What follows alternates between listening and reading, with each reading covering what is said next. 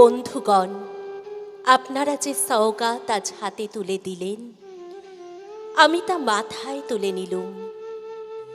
আমার সকল তনু মনো প্রাণ আজ বীণার মতো বেজে উঠেছে। তাতে শুধু একটি মাত্র সুর ধ্বনিত হয়ে উঠছে, আমি ধন্য হলুম, আমি ধন্য হলুম। আমায় অভিনন্দিত আপনারা সেই দিনই করেছেন যেদিন আমার লেখা আপনাদের ভালো লেগেছে। বিংশ শতাব্দীর অসম্ভবের সম্ভাবনার যুগে আমি জন্মগ্রহণ করেছি। এরই তুর্যবাদকের অভিযান সেনাদলের একজন আমি। এই হোক আমার সবচেয়ে বড় পরিচয়। আমার কাব্য, আমার গান, আমার জীবনের অভিজ্ঞতার মধ্য হতে জন্ম নিয়েছে।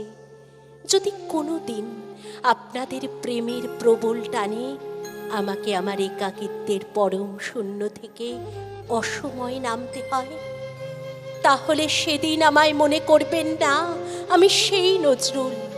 সে নজরুল অনেক দিন আগে মৃত্যুর খিড়কি দুয়ার দিয়ে পালিয়ে গেছে। মনে করবেন পূর্ণত্বের তৃষ্ণা নিয়ে যে একটি অশান্ত তরুণ এই ধরায় এসেছিল। অপূর্ণতার বেদনায় তারই বিগত আত্মা যেন স্বপ্নে আপনাদের মাঝে কেঁদে গেল।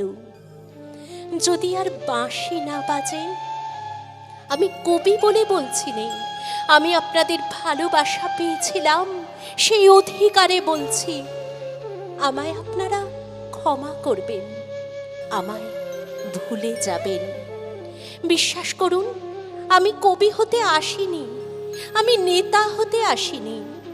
আমি প্রেম দিতে এসেছিলাম, প্রেম পেতে এসেছিলাম। সেই প্রেম পেলাম না বলে আমি এই প্রেমহীন নিরস পৃথিবী থেকে নীরব অভিমানে চিরদিনের জন্য বিদায় নিলাম। যেদিন আমি চলে যাব সেদিন হয়তো বা বড় বড় সভা হবে, কত প্রশংসা, কত কবিতা বেরোবে হয়তো আমার নামে।